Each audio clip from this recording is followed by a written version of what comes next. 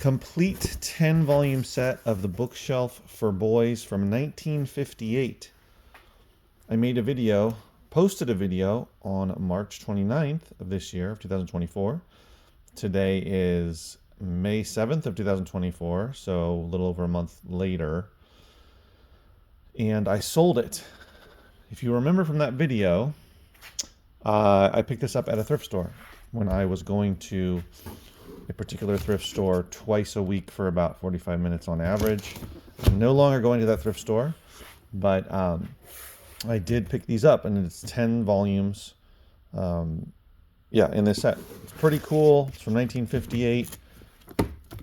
It's got lots of illustrations and drawings and whatnot. And I picked it up for $2 each, so $20. And drum roll, I sold it for $99.99 plus shipping. So it's going to be give or take, but I'm going to guesstimate, because I have not yet shipped it, so I don't know yet what the profit is, around $80-ish. So let's say it's $80. Take the 20 off, $60 profit. So $20 into 80, and then minus your cost of goods, $60. So not bad to literally turn $20 into $60. Well, it's 80 technically, and take out the 20. You get it. However you want to do your math, but let's just call it 20 into 80. So it's a nice return. Don't be scared of book sets, even heavy ones. This one is not super, super heavy. I cut this box down here so that it will fit in the box so I can ship it so it doesn't move around. When you're shipping, selling and then shipping larger book sets, and these books are not super big. I mean, you can tell here, they're not like encyclopedia size, and they're not very heavy, but 10 of them makes them kind of heavy and kind of bulky. When you're shipping any sort of book sets, book lots, which are of course much heavier than CD lots or DVD lots, you want to make sure that, and this goes for any lot, but you want to make sure that there's no room in the box for them to move around. So I ended up doing is I scored around here, the box, resized it. I don't know if I can do this with one hand, because I do not have my tripod. And then it ends up becoming a much smaller box. And when you pick it up, I would shake it to make sure that the books are not moving inside. If they are, put some paper in there, whatever you have, bubble wrap, whatever it is, to pad it. I'm probably going to have to pad this a little bit more so that they don't move around. Just because in transit, we know how mail carriers can be, number one, and number two, just generally it moving around a lot. You don't want anything inside to get damaged. Books are probably, especially hardcover books, are probably not going to get damaged en route, but you never know. Now, if it's CDs, if it's DVDs, those of course, especially CDs, can get damaged. So you want to make sure that they're not moving around and they have some padding. Now, by folding this over 4 times, it's got lots of padding on top, and of course around I do have some packing material in there. So when I saw these sitting on the thrift store shelf, they looked nice. I was immediately tuned into them.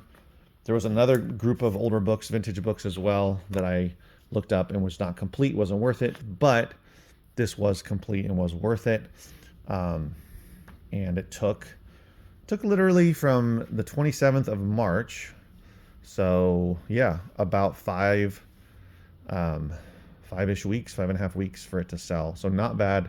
That's really, I mean, in my opinion, that's really great. Now, if it was a single book that I found for $20, would you buy a single book for $20 and sell it for $100? I would say yes. That's even better, because it's easier to ship, easier to store, takes up less space, easier to photograph. But don't be afraid of sets, whether they are any type of media, but book sets, older book sets, newer ones, whatever. If it's a complete set or complete series of anything,